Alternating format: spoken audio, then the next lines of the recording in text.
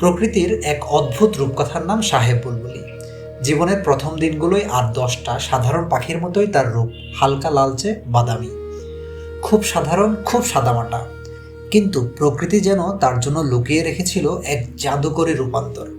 পুরুষ বুলবুলির বয়স ২ হতে হতে যেন অলৌকিক এক স্পর্শে বদলাতে শুরু করে তার চেনা রূপ।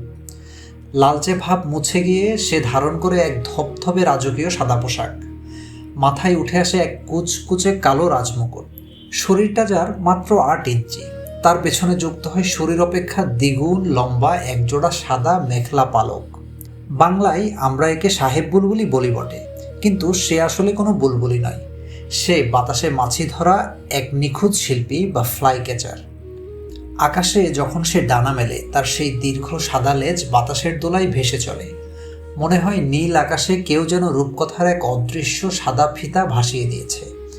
তার এই অপার্থিব ওড়ার ভঙ্গি আর আভিজাত্যের জন্যই তো মানুষ প্রেমে পড়ে তাকে নাম দিয়েছে সুলতান বুলবুলি কিংবা দুধরাজ। আর এই রূপকথার রাজকুমারের ক্লান্তির শেষ আশ্রয় এক ফোঁটা শীতল জল।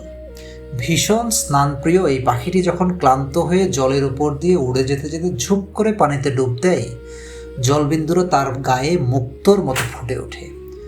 প্রকৃতি হয়তো তাকে শুধু একটি পাখি হিসেবে গড়েনি, গড়েছে এক জীবন্ত কাব্য হিসেবে।